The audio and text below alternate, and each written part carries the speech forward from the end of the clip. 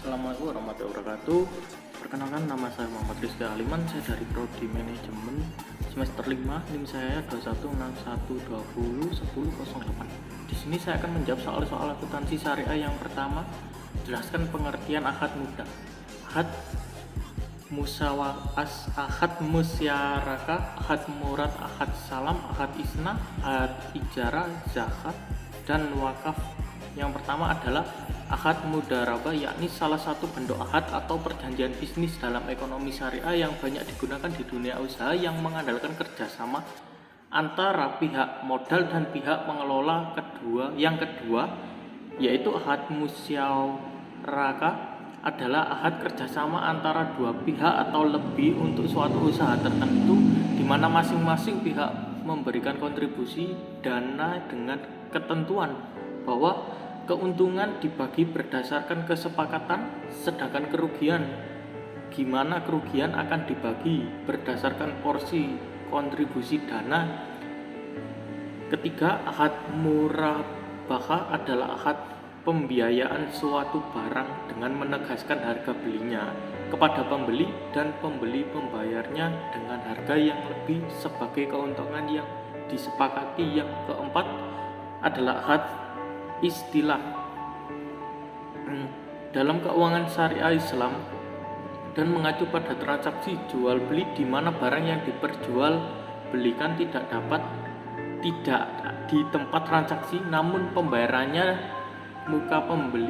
di muka pembeli akan mendapatkan barangnya beberapa waktu setelah. Yang kelima yaitu akad istina adalah akad jual beli dalam bentuk pemesanan pembuatan barang tertentu dengan kriteria dan persyaratan tertentu yang disepakati antara pemesan, yakni pembeli, atau bisa disebut dengan mustas, dan penjual, yakni membuat, atau bisa disebuti. Keenam, akad ijarah adalah kegiatan sewa-menyewa antara dua pihak dengan biaya yang telah ditetapkan. Yang itu zakatnya dan wakaf. Zakat pada dasarnya membersihkan diri, sedangkan arti luas zakat adalah harta yang harus kita berikan kepada orang lain, berbeda dengan wakaf atau sedekah yang hukumnya sunnah. Zakat ini hukumnya wajib dan merupakan bagian dari rukun Islam. Wakaf berasal dari perkataan Arab, yakni al-waf, yang bermakna al-khasbu atau al-manu, yang artinya menahan, berhenti, diam, mengekang, atau menghalang apabila kata tersebut menghubungkan dengan harta seperti tanah, binatang, dan lain-lainnya.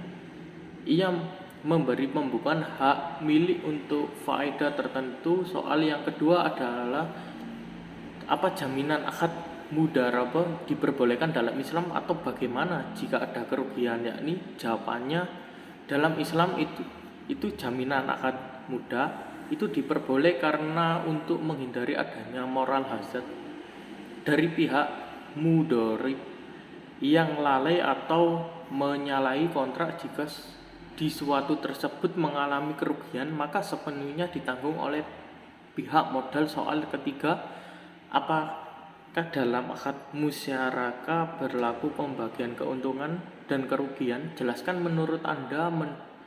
Menurut saya berlaku, karena dalam akad musyarakah pada mitra kontribusi dalam modal maupun kerja, keuntungan dari usaha syariah akan dibagikan kepada para amrah sesuai dengan nisbah yang disepakati para mitra ketika akad, sedangkan kerugian akan ditanggung pada mitra sesuai dengan proporsi modal. Soal yang keempat, menurut Anda jelaskan apa saja kendala yang dihadapi dalam penerapan akad murabahah dan solusinya. Yang pertama, faktor internal. Dari faktor internal ini timbul kesulitan uang perusahaan yang disebabkan oleh manajerial. Dapat dilihat dari beberapa hal seperti kelemahan kebijakan pembelian dan penjual, lemahnya pengawasan biaya dan pengeluaran, kebijakan piutang yang kurang tepat. Yang kedua, dari faktor eksternal, yaitu berada di luar kekuasaan manajerial Indonesia, seperti bencana alam, angan perubahan dan perdagangan perubahan teknik dan bagaimana solusi atau cara mengatasi. Yang pertama dilihat dari segi kapasitas dan kemampuan, gimana kita bisa melihat dari segi kapasitas dan kemampuan menilai sejauh mana hasil usaha yang diperoleh bisa melunasi tepat pada waktunya sesuai perjanjian awal, melakukan transaksi murabahah. Yang kedua caranya adalah modal. Setiap nasabah yang mengajukan pembiayaan harus menyediakan dana dari sumber lain atau modal sendiri, seperti itu. Soal yang kelima,